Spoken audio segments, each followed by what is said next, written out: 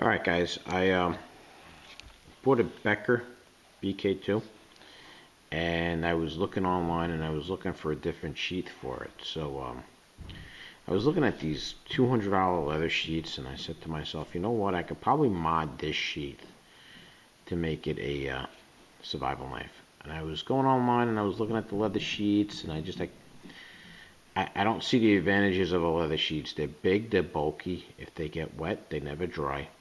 So what I did was a couple of mods to the OEM sheath that came with the knife. What I did was I drilled out that nylon portion that comes up to the handle. See, the lock on these knives are pretty strong. You don't need that extra clip on top. So pretty much what I did was I went online and I picked up the SAR5-6 utility pouch. Now, SA Knives makes this utility pouch and they give you a survival tin with it too, and you know, pretty much I have a video on how to make the straw survival tins. I loaded it up with what I need for the woods. To start a fire, I got some thread in there, I got a lighter, I got, you know, medication that I take, and this goes right in here. The survival and utility pouch bolts on perfectly, if you can see here, into this sheath. So that's the first thing I purchased for it. Then after I took the nylon portion of the sheath off, I drilled the rivets. I bought a tech lock, and the tech lock fits perfectly into the 3 holes that were left by the rivets. So the tech lock added to it, and this could be worn facing downward, or you could wear it, you could change the position of the tech lock and wear it like this on your back. Now, my last modification I did, and I shot a video with those 2 modifications, but this is the last modification I did. I went on eBay, and there's a guy that sells these ferro rod holders, these Kydex ferro rod holders, and I picked it up for 11 bucks.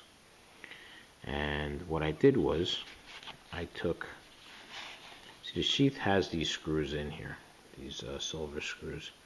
I took 2 Chicago screws, and the way these holes line up with these threaded ends of the Chicago screws, this attaches the screws in from here, from this side. So there's some threads here, and all I did was I threaded it through in it.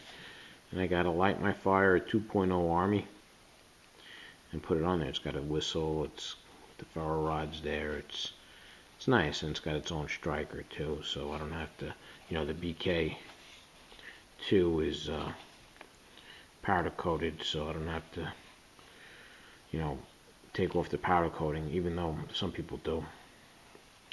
But I like the stock sheath. If it gets wet, it dries off quickly.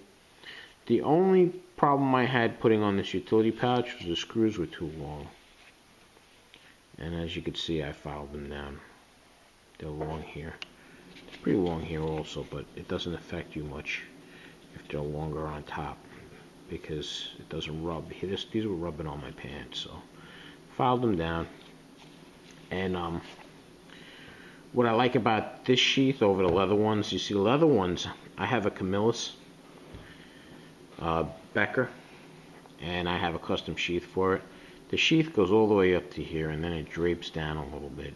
And it's big, bulky, and it doesn't sit right under my jacket. You see, I could put my jacket over this, and this will just hang out of the bottom of my jacket. So it you know, if I'm wearing a waist-length jacket. But it's made out of nylon. It'll dry quick. It doesn't stay wet, doesn't retain moisture. So I think I'd just share my little mods with you. Thanks for watching. Like the video if you like it, and have a good day.